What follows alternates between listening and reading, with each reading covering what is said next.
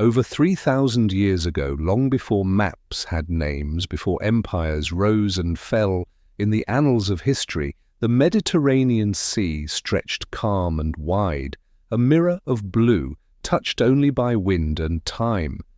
In those days, the sea was both a barrier and a bridge. Its waters carried ships carved from cedar wood. Its shores echoed with languages both familiar and strange. And its rhythm shaped the daily lives of countless people: fishermen, kings, artisans, farmers, scribes. The Bronze Age was in full bloom. It was a time of splendor, a time of order, a time when the world as they knew it made sense. But deep beneath that calm, something was stirring.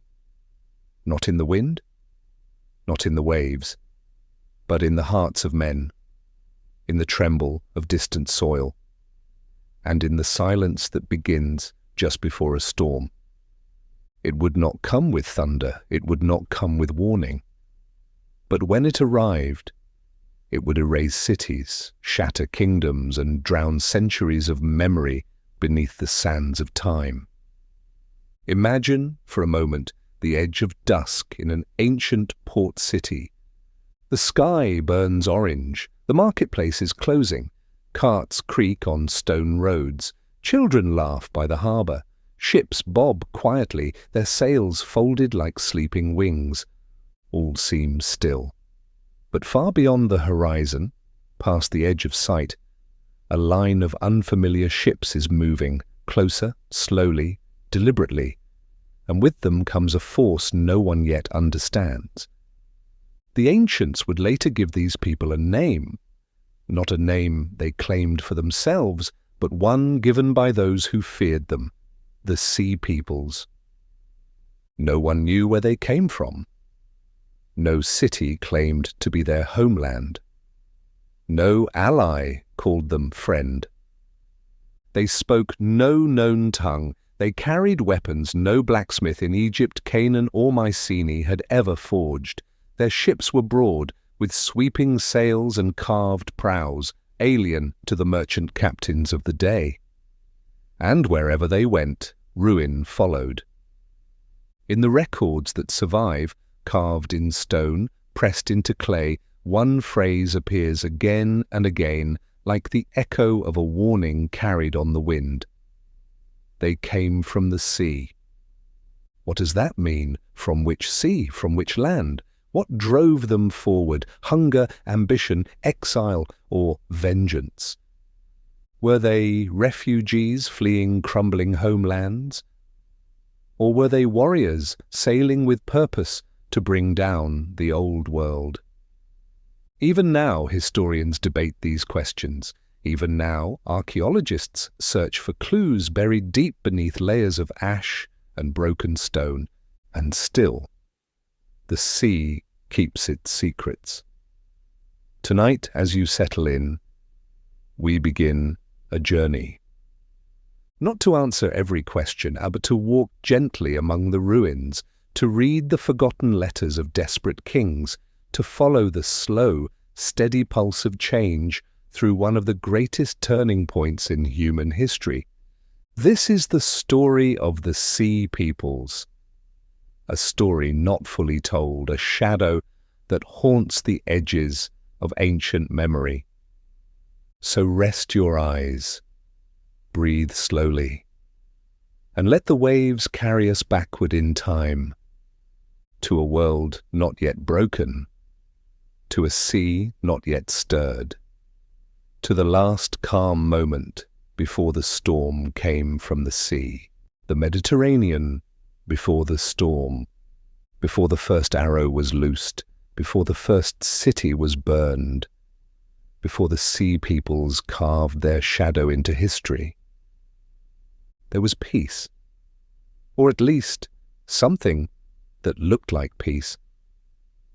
The world of the Late Bronze Age, roughly between 1400 and 1200 BCE, was a tapestry of kingdoms bound together not by conquest but by connection. To understand what would one day unravel, we must first feel the texture of that tapestry and gently trace its threads. The Great Web. Imagine a map. Not the kind printed in books, but one alive with movement. Ships sail from Egypt to Cyprus. Traders carry goods from the Aegean to Canaan. Diplomats ride by caravan across Anatolia. The ancient Mediterranean was not isolated, it was interwoven, a vast, delicate network of people, ideas, and cargo. At the heart of this system was bronze, an alloy of copper and tin stronger than either metal alone. Bronze forged the swords of kings. Bronze shaped the ploughs that tilled the earth. Bronze adorned the doors of temples, the armor of warriors, the tools of builders.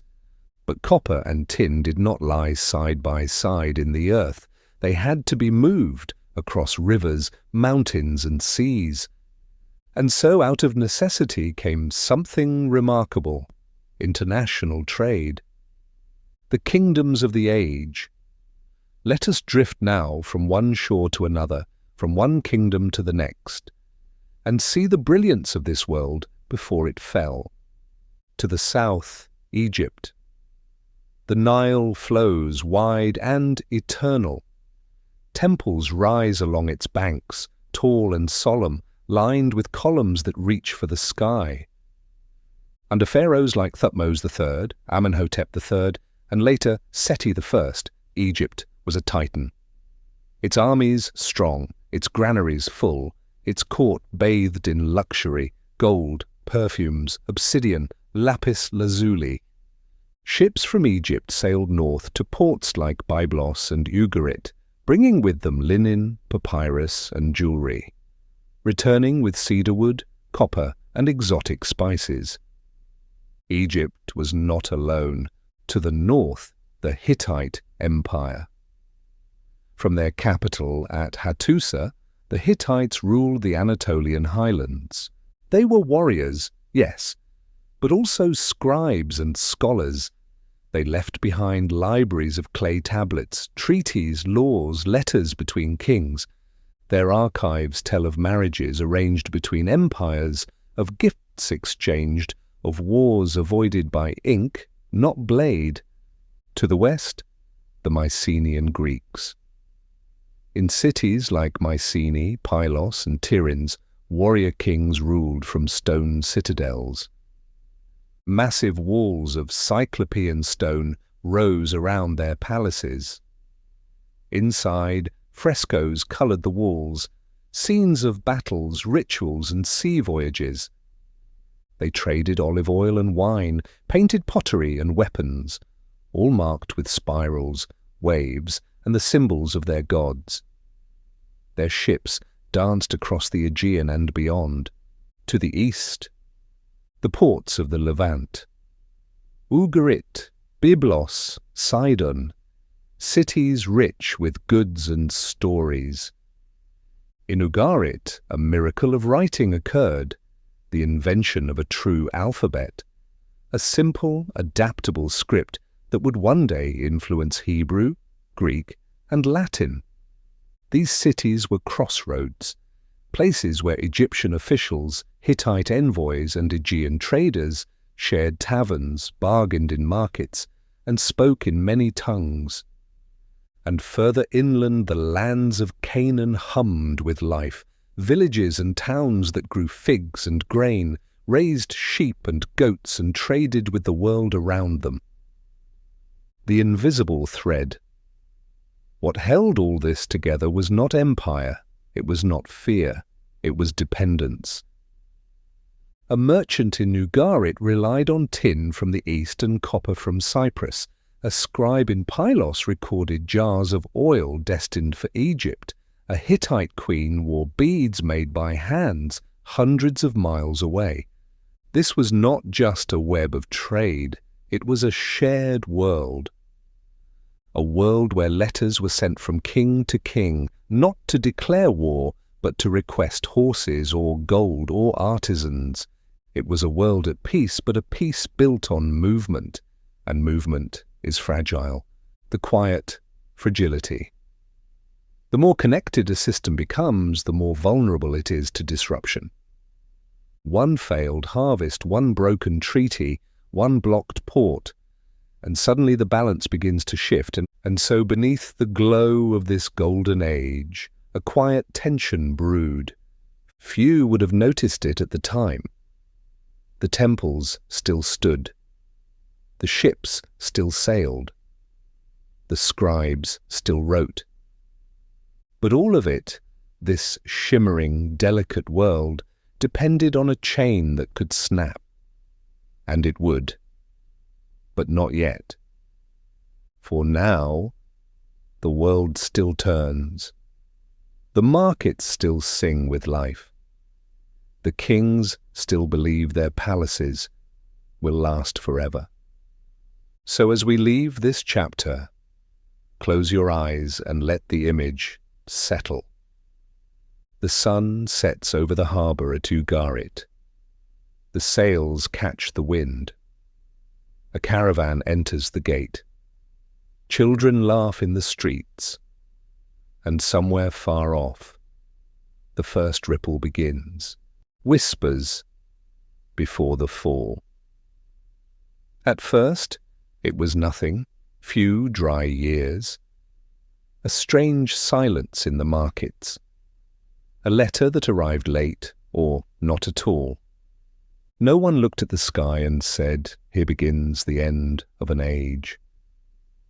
But history doesn't always end with a roar. Sometimes it unravels quietly, thread by thread. A world grows thirsty. The first true signs came not from swords or ships, but from the sky.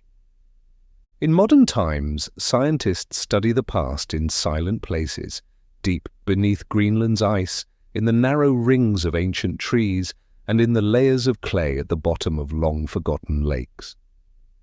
These studies tell a quiet but powerful story. Sometime near the end of the 13th century, BCE, the climate began to shift. Rainfall lessened, crops struggled, the seasons lost their rhythm. In the lands of the Levant, lakes began to dry.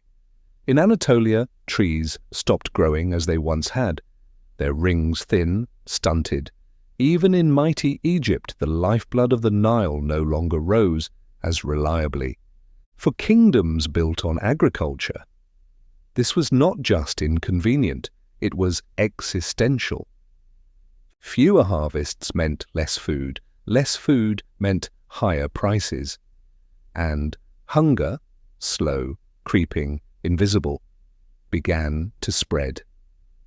A system under stress. The world of the late Bronze Age thrived on trade, but now, as grain shipments failed and tin caravans vanished, the gears began to grind. Cities like Ugarit and Byblos, once full of merchants and messengers, began to hear nothing. Ships delayed, markets empty. Caravans that never arrived. In a deeply interconnected world, a break in one link could ripple through the entire chain. A famine in Anatolia could delay tin to Cyprus. Without tin, there could be no bronze. Without bronze, no tools, no weapons, no trade. And without trade, kingdoms began to contract, pulling inward, becoming brittle and anxious. Voices of worry. From beneath the earth, archaeologists have uncovered the thoughts of a crumbling world. Clay tablets, inscribed in wedge-shaped cuneiform, speak not of triumphs, but of desperation. At Ugarit, a city that had once been a beacon of diplomacy and culture, scribes began to write messages that carried the scent of fear. One letter, sent to the king of Alashia, modern-day Cyprus, reads, "The enemy ships are visible. We cannot dock our own. Where is the copper you promised? The sea is no longer safe." Another, addressed to a neighboring ally, "There is famine in the land. Grain is scarce. The people are restless. I beg of you, send aid." And then, finally, this: the enemy is near. My city cannot withstand them. If you do not come quickly, we will fall. These letters were never sent. They were found still lying on the tables of scribes, baked into permanence by the fires that consumed the city soon after. The world was cracking, and still the kings tried to write their way out. The earth shakes. As if drought and famine were not enough, nature had yet another shock to deliver. All across the eastern Mediterranean, archaeologists have found signs of earthquakes, massive ones, walls thrown down in places untouched by war, temples shattered, granaries split open. From Hattusa in Anatolia to Mycenae in Greece to Megiddo in Canaan, the earth shifted violently beneath feet already uncertain. For ancient peoples who saw kings as the voice of the gods, these quakes were not random. They were omens, warnings, judgments. And as structures crumbled, so too did the faith that once held kingdoms together. The first ripples of fear. This is how collapse begins. Not with a scream, but with unanswered letters, with missed shipments, with rumours on the wind. The great halls of Mycenae still held feasts, the pharaohs still marched in golden chariots, the scribes still kept their tablets in order.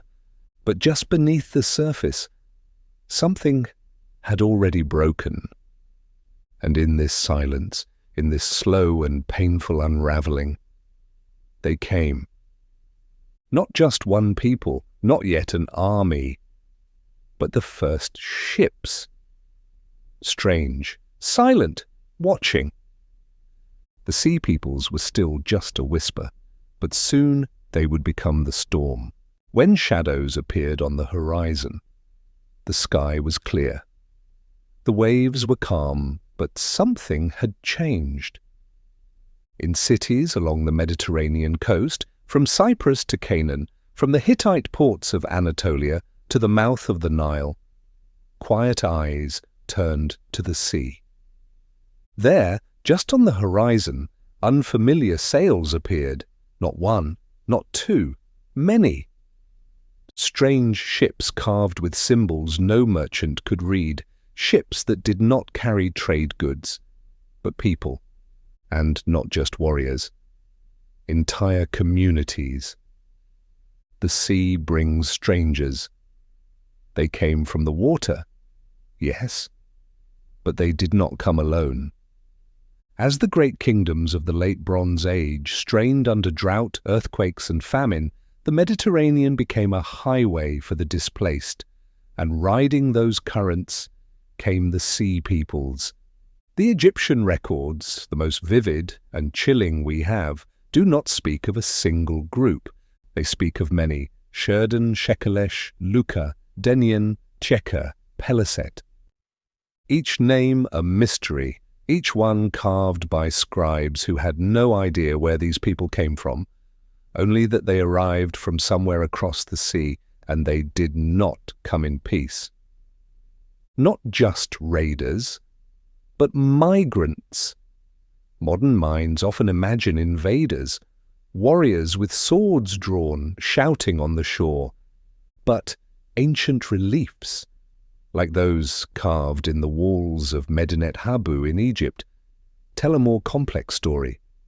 There we see not just men with weapons, we see oxen-pulled carts, children, women, elders, livestock, possessions. This was not just a warband, this was a migration, a people in motion. What could drive thousands to take to the sea with everything they owned? Was it the famine that gripped their lands? Was it war elsewhere, already forgotten? Was it hope for something better across the water? Or was it despair? We do not know, but we know this: they were not moving through the region. They were coming into it.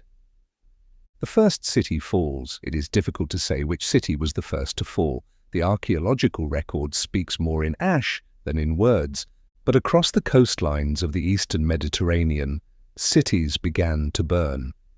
Inland trade routes collapsed, ports fell silent, palaces were emptied, not through diplomacy, but through fire.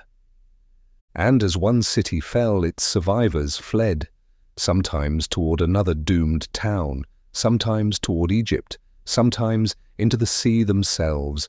The wave was building, a web unraveled. By now, the great trade system that had bound Egypt, the Hittites, the Mycenaeans, and the Levant was coming undone. The ships of the sea peoples did not interrupt this system. They arrived when it was already fracturing. In many ways, they filled a void. Where kings could no longer protect, they conquered. Where grain no longer flowed, they foraged. Where systems failed, they moved in. They did not destroy a golden age. They entered a world already falling apart. But they would come to symbolize its end. Fear on the wind. Egyptian records speak with rare intensity of the dread that spread. They came from the sea, their hearts full of war. They burned the cities. They left nothing but smoke. Across the region, rumors began to swirl. A new people had arrived. They did not speak the old languages. They did not kneel to kings. They took what they needed. They feared no one. And yet, they were still human, not monsters, not myths. They were mothers carrying infants, fathers pushing carts, young men steering strange ships by starlight. They had no flag, no fixed homeland, only motion and survival, a precipice. By the time the sea peoples turned toward Egypt, they had already altered the map of the Mediterranean. The Hittite Empire was teetering. The Mycenaean palaces were burning. Ugarit had sent its final, unanswered pleas. And still the ships came, not as a fleet, but as a wave. Rolling, relentless, inevitable. So now we wait at the edge of that wave. Ahead lies Egypt, the last great power of the Bronze Age. Behind us, a coastline in ruins. The sea peoples are no longer a rumor, they are here. And the final chapter of the old world is about to be written in the sand and stone of the Nile. When the tide reached the Nile, the wind had shifted, the cities of the north had fallen, the ports of the Levant were burning or empty, and still the ships kept coming. But now their prows turned south, toward a land that had not yet bowed, toward the last true titan of the Bronze Age world. Egypt, Egypt in the twilight. At the dawn of the 12th century BCE, Egypt stood wounded but not broken. The pharaoh Ramses III of the 20th dynasty ruled from the ancient capital. He wore the double crown of Upper and Lower Egypt. He walked among colonnades of sandstone. He issued decrees to scribes, generals, priests. But the golden age of Egypt, the time of Ramses the Great, of Karnak's glory and imperial ambition, was fading. The Nile still flowed, but the margins were tighter, food scarcer, rebellions more common, and across the sea, the tide was rising, Pharaoh's eyes on the horizon. Ramses III was no fool. He had seen what had happened to the cities of Canaan. He had read the final letters from Ugarit. He had watched the trade dry up. He had heard from scouts and spies. The sea peoples are not just raiding, they are moving. Entire nations, with families, with livestock, with everything they own. They were not coming for loot. They were coming for land. The invasion begins. In around 1175 BCE they arrived, by land and by sea, through the eastern delta. through the marshes and river mouths that feed into the Great Nile. And they came in force, dozens, perhaps hundreds of ships, oars flashing like teeth, broad sails pushing forward with the wind, painted prows like birds or beasts or the strange gods of distant lands. And behind them, oxen-drawn carts, children, mothers, weapons, tools, tents, hope. The sea peoples were not simply invading, they were migrating. And in their way stood the last of the Bronze Age powers. Ramses responds. Ramses III acted quickly. He ordered his generals to the Nile Delta. He sent troops to the riverbanks. He gathered archers, charioteers, slingers, and swordsmen. But more than that, he prepared a trap. He knew the terrain, the waters, the marshes. He knew how to defend Egypt, not just with strength, but with strategy. The battle on the walls of time. The battle that followed is recorded not in poetry or song, but in stone. Carved into the temple walls of Medinet Habu near modern-day Luxor are vivid reliefs, more than 3,000 years old. We see Egyptian ships, sleeker, narrower, confronting the wide warships of the sea peoples. We see archers lining the banks, raining arrows down into the enemy vessels. We see hand-to-hand combat aboard the boats. Chaos, fire, death. One scene shows sea peoples leaping from sinking ships. Another shows their families, carts overturned, children clutched to mothers, confusion on the shore. Above it all stands Ramses III, arms outstretched, calm and defiant, a ruler framed not by conquest, but by survival. The Pharaoh's words. Beside the carvings, his scribes recorded his victory in stone. The foreign lands made a conspiracy in their islands. All at once they were coming forward, fire prepared in their hearts. Their mouths spoke arrogance. Their hearts were confident. "We will destroy Egypt," they said. But I cast them down. Their ships and men were driven ashore. I slaughtered them. I made them like dust. The sea peoples had met their match. Egypt, though wounded, had held the line. Victory, with a cost. The sea peoples were pushed back. Some were killed. Others captured. Still others scattered across the land. Egypt had survived, but not unchanged. The cost of the battle was high. The kingdom's northern provinces lay ravaged. Its vassal cities in Canaan, once loyal, were gone. Its economy faltered, its people strained. Never again would Egypt hold sway over the eastern Mediterranean. The victory was real, but it marked the end of Egypt's imperial age. Ramses III had saved his throne. But the old world had not been saved. The sea peoples disappear into the land. Some of the sea peoples vanished from history, but not all. The Peliset, for example, whom we know today as the Philistines, settled in southern Canaan. They built cities, adopted new customs, wove themselves into the fabric of the land. They were no longer invaders, they were now neighbors, a turning point. This battle, this single moment on the Nile's edge, was the pivot of an age.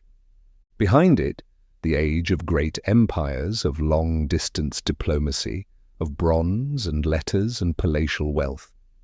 Ahead, a fragmented world, of smaller kingdoms, of forgotten languages, of new beginnings. So now, rest your mind in the reeds of the Nile. Let the sound of oars fade into the dusk. The battle is over, but the collapse has only just begun.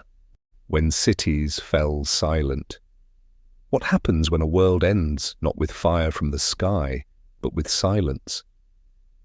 No single day marked its fall. No voice called out, "This is the end of the Bronze Age." And yet, city by city, kingdom by kingdom, stone by stone, the world unraveled. The great civilizations that once dominated the Mediterranean, Egypt, Mycenae, the Hittites, Ugarit, suddenly blinked out like stars before dawn. The collapse was not one moment. It was a slow, aching fading. The disappearance of Ugarit began here on the coast of the Levant. In the city of Ugarit, once bustling with merchants, priests and scribes, something changed forever. For centuries, Ugarit had thrived. Its alphabet was among the first in the world. Its clay tablets preserved treaties, poetry, business and prayer. It was a hub, a meeting place between Egypt, Cyprus, the Hittites and the Aegean world. But sometime around 1190 BCE, everything stopped. When archaeologists uncovered its ruins thousands of years later, they found clay tablets still sitting on the desks of scribes, as if the people had fled in a single afternoon. One letter, never delivered, reads, "The enemy's ships are offshore. My city is defenseless. We need grain. We need soldiers. We cannot survive without you." It was never sent. Ugarit was destroyed, not rebuilt, not remembered by its neighbors, just ash, rubble, silence, the fall of the Hittites. Farther north, in the mountains of Anatolia, the mighty Hittite Empire ruled for centuries. From their capital at Hattusa, they controlled a vast territory, fought wars, brokered peace, wrote laws, married princesses across continents. And then they vanished. There are no records describing the fall of Hattusa. Only signs, gates broken, palaces emptied, storage rooms filled with ashes and collapsed beams. An entire empire would continue with its archives, religion, army, and royal bloodline simply ceased to exist. For over 500 years after their fall, no large state would rise again in Anatolia. The Hittites were gone. The collapse of Mycenaean Greece. Westward, across the sea, another world was dying. In Mycenae, Pylos, Tiryns and Thebes, palaces that had once dominated the Greek mainland, now burned. Walls that once kept out enemies could not hold back whatever came next. Some show signs of fire and war, others of abandonment and decay. Linear B, the script used by Mycenaean scribes, disappeared. The art of writing itself was forgotten. For nearly 400 years no written record would emerge from Greece. The land fell into what we now call the Greek Dark Age. The people still lived, farmed, herded, hunted, but the world of kings and scribes and bronze diplomacy was gone. Egypt endures, but alone. Egypt had defeated the sea peoples. Ramses III still reigned, the Nile still rose, the temples still held their form. But Egypt was no longer an empire. Its trade collapsed. Its vassals in Canaan were lost. Its wealth diminished. Even within Egypt, workers began to strike for lack of food, the first known labor strike in recorded history. The heart still beat, but the limbs of empire were gone, a web in ruin. So what caused this vast, interconnected world to fall? There was no single reason, only many threads pulling apart all at once. Climate change, with drought and failed harvests, earthquakes toppling cities without warning, rebellion, as oppressed peoples rose up against weakened rulers. Invasion, not only by the sea peoples, but by other migrating groups. Systems collapse as trade, writing, and government all failed together. This was not the fall of a city, it was the fall of complexity itself. The world had become too connected, too dependent. When the system failed, there were no local answers left. And so the great cities fell silent. The ash layer. In archaeology, there's a phrase, the destruction layer.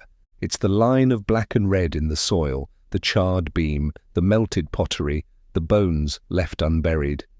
Across the Mediterranean, from Greece to Turkey to Syria to Palestine, that layer appears again and again, dated to around 1200 BCE.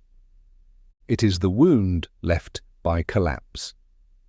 Not of one civilization, but of an entire age. What survived, and yet not everything died. Some sea peoples, like the Philistines, stayed. They built new cities on the old ruins, Ashkelon, Gath, Ekron. Other cultures adapted, scaled down, localized, simplified. Instead of palaces, they built villages. Instead of bronze, they learned to work with iron. Instead of kings, they lived under tribal leaders and councils. The world did not end, but the world that had been was gone. So rest now in the stillness that followed. The flames have cooled. The voices have faded. The monuments are crumbling. But in the dust, beneath layers of time and ash, stories still linger. And the sea that brought the wave that broke the age still whispers them, even now. From ashes, a new beginning. The wave had passed. The cities lay in ruin. The palaces were silent. The scribes had set down their styluses. The gods carved in stone no longer heard prayers.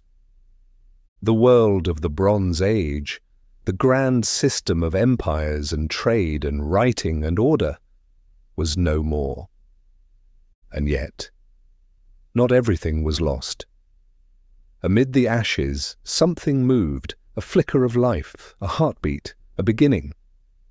And among the many forces that shaped this new world were those we had called destroyers, the sea peoples. Not all vanished. Some of them disappeared. The Sherdan, Shekelesh, Cheka, Luka. Their names echo only in Egyptian inscriptions and in the quiet layers of archaeological ruin. But one group remained. They were called the Peliset. You may know them as the Philistines. They did not return to the sea, they stayed. They settled along the southern coast of Canaan in 5 cities that would come to define them: Gaza, Ashkelon, Ashdod, Ekron, and Gath. There, in the wake of empire, they built something new. A new people take root. The Philistines did not bring palaces, they did not build pyramids or raise temples to foreign gods. What they brought was quieter and perhaps more powerful. They brought adaptation. Archaeologists studying Philistine cities find a blend of cultures, pottery that resembles Mycenaean Greek designs, architecture with both Canaanite and Aegean features, cooking styles that mix local ingredients with foreign preferences.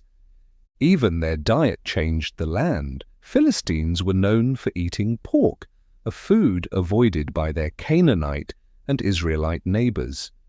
In a broken world, they created identity, not just as refugees, not just as conquerors, but as settlers, as neighbors, as a people becoming something new, conflict and coexistence. The Bible remembers the Philistines not kindly. They appear as enemies of Israel, as giants, as pagans, as threats. The tales of Samson, Saul, and David and Goliath all place the Philistines at the edge of the story as a powerful other, dangerous and defiant. But archaeology tells a different truth. It tells of centuries of coexistence, trade, shared spaces, mixed communities, moments of war, yes, but also moments of peace. They did not disappear, they endured. And in doing so, they reshaped the landscape of the ancient Levant. Traces across the sea. The legacy of the sea peoples may also lie in the islands and coasts of the central and western Mediterranean. Some scholars link the Sherden to Sardinia. The Shekelesh may have settled in Sicily. The Luca, known from Hittite texts, may have lived along the coasts of southwestern Anatolia, perhaps ancestors of later Lycians. Though no great empire bore their name, they may have seeded cultures that would grow, shift, evolve, long after the last Bronze Age king had fallen. Not just destroyers. Too often the sea peoples are remembered only as invaders, a faceless force of violence, the shadow that ended the Bronze Age. But they were more. They were part of the collapse, yes, but they were also part of the recovery. Where they settled, life returned. New cities rose, new languages formed, new stories began. They were not just the fire that burned the old world. They were part of the soil from which the new one grew.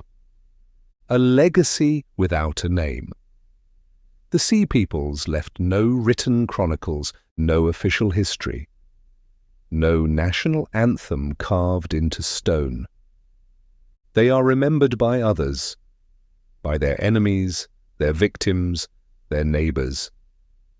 But even in this silence they left behind a mark, in the pottery reshaped by foreign hands, in the architecture that blended two worlds, in the languages that borrowed their words, in the boundaries they helped redraw.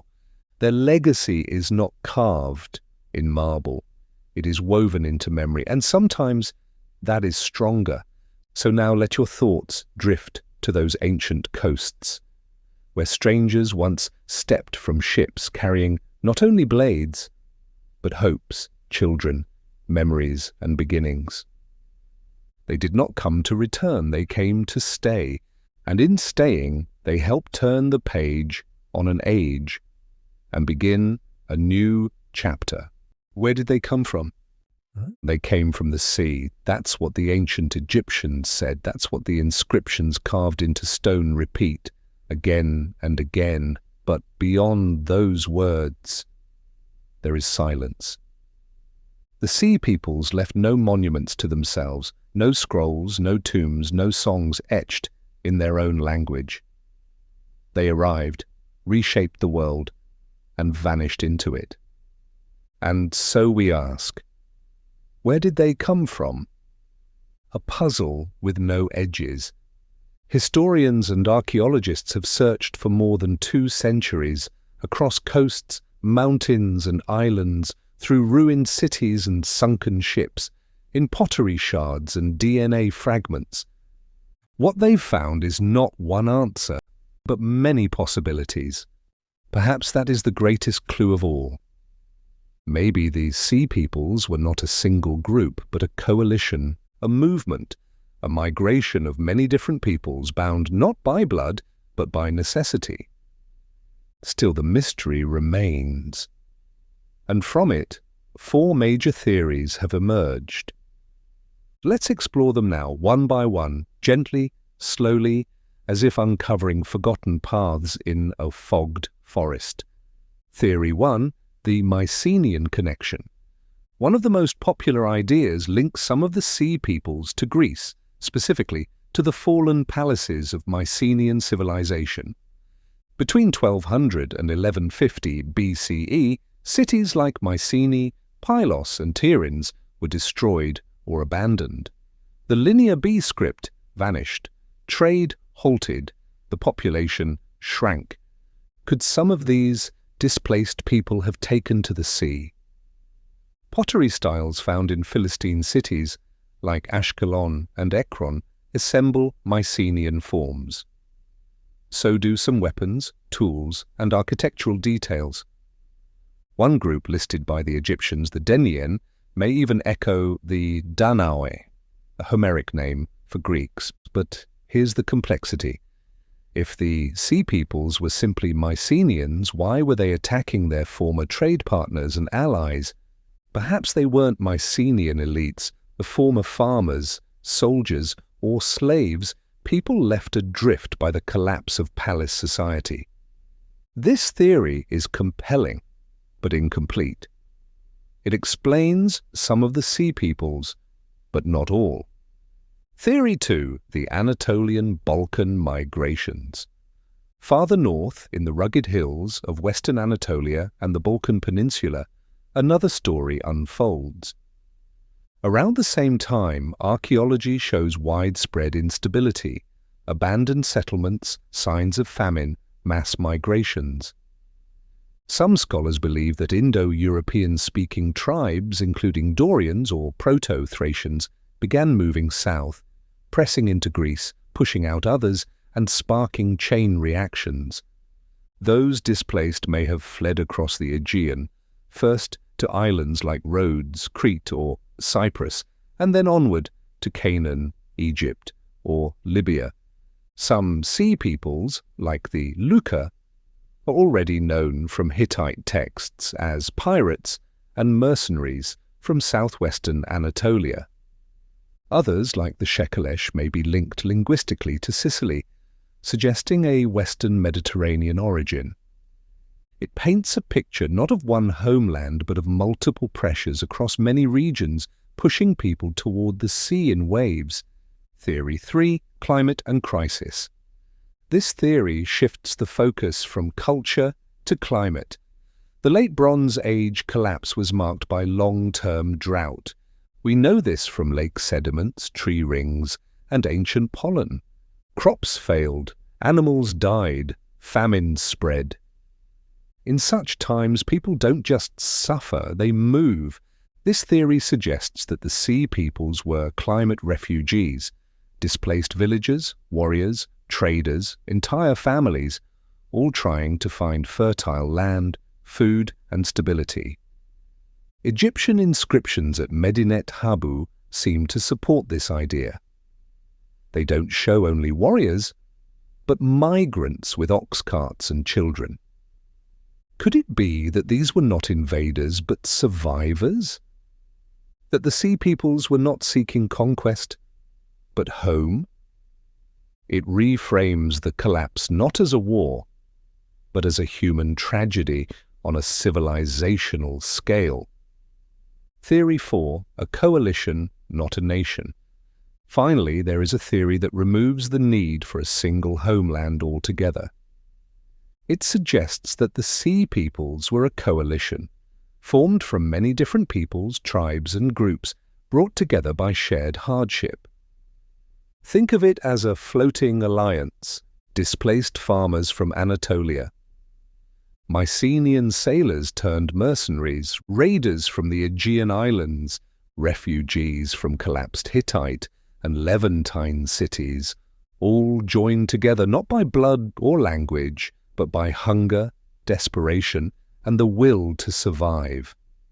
This would explain their diversity, their sudden appearance, their power, and their transience.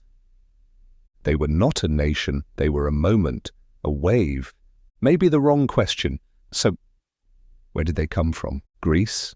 Anatolia? Cyprus? The Balkans? All of the above?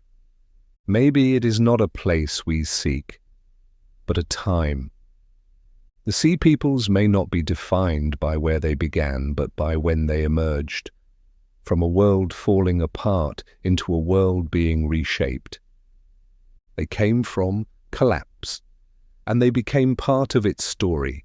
So now let the names of ancient places fade from your mind, let the maps drift away, and listen instead to the deeper rhythm beneath this mystery. A people without a homeland, a force without a flag, a memory without a voice.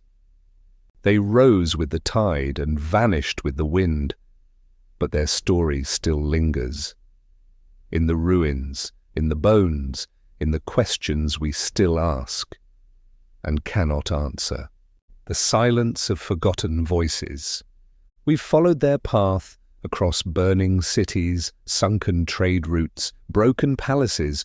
We've searched for clues in pottery, in stone, in ancient names carved by foreign hands. We've asked again and again, who were the Sea Peoples? Where did they come from? Why did they come? And after thousands of years, centuries of study and endless debate, the answer remains. We do not know, and maybe we never will. History written by others. We know the Sea Peoples only through the eyes of those who feared them.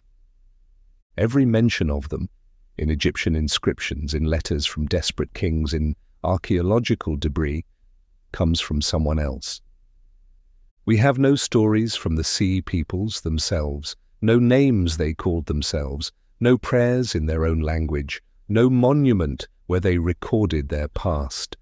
They are remembered not as people, but as a force, as something that happened to others, like a storm, like a drought, like a fire, the silence of the vanquished.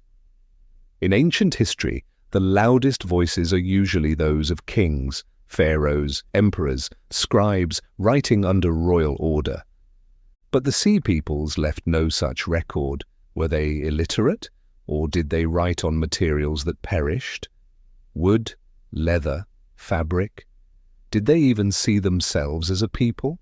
Or were they simply a movement with no center, no memory to preserve? In the chaos of collapse, when cities fall and systems break, the people who suffer most often have the least power to be remembered. And yet, they were real. They had children, spoke languages, held beliefs, buried their dead, built lives, all of it lost. The vanishing of memory. What happened to their stories? The lullabies they sang to their children, the names of their ancestors, the myths they told on quiet nights under open sky. Gone. Not because they were unworthy, not because they lacked meaning, but because they had no one to write them down. And so they disappeared, not just from land, but from memory, fragments in the dust. Still the earth keeps secrets. Every so often, archaeologists find a shard of pottery, a burned beam, a broken tool. And in these small, quiet things, a whisper returns. We were here.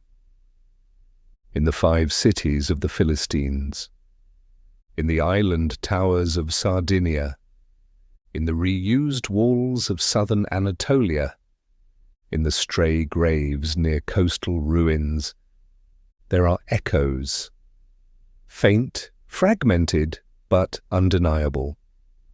They do not give us a full story, but they remind us that a story was there. The limits of knowing, and maybe that's the lesson. History is not always a complete tapestry. Sometimes it is a quilt of patches, torn, stitched, reimagined. Sometimes it's not a tale with a beginning, middle, and end, but a question that keeps unfolding. We crave certainty. We want maps. We want clear answers. But the past was lived by people like us, messy, diverse, imperfect, mortal. And when those people leave no words behind, we are left with silence. Not an empty silence, but a profound one.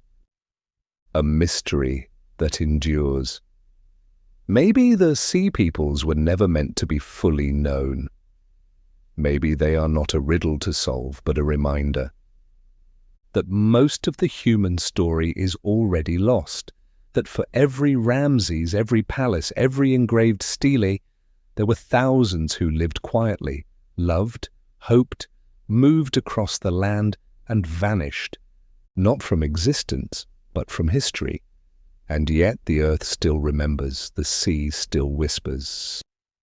So as we close this chapter, let us sit for a moment in the unknown. Let us honor the forgotten, not as shadows, but as people. And let us carry this silence with respect, because it is the silence of real lives. Lives that once shaped the world. What remains when the words are gone? The sea peoples left no scrolls, no written laws, no epic poems carved in marble or sung through the ages. And yet, they were real. They moved across the seas, they fought, they built, they cooked, they died. And though their names are uncertain, though their language is lost, they left behind something. Not voices, but echoes, carried not by sound, but by the earth itself, the archaeologist's trail. Archaeology is the art of listening to what cannot speak. A charred beam, a pattern on pottery, the layout of a house, rebuilt on the ruins of another.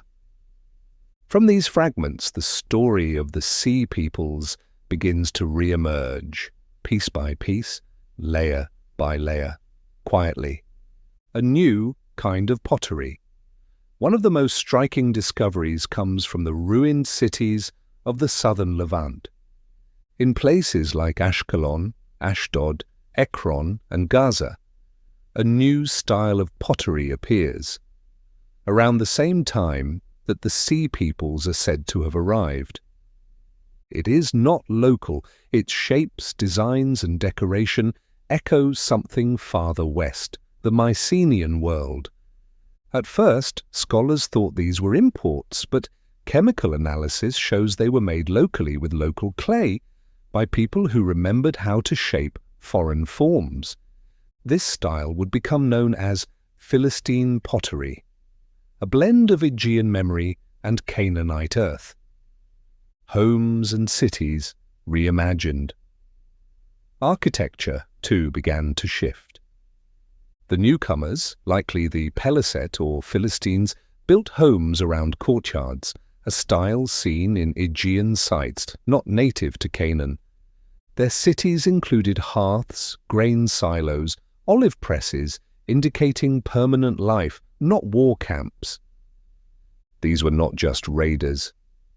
They were settlers, and they intended to stay.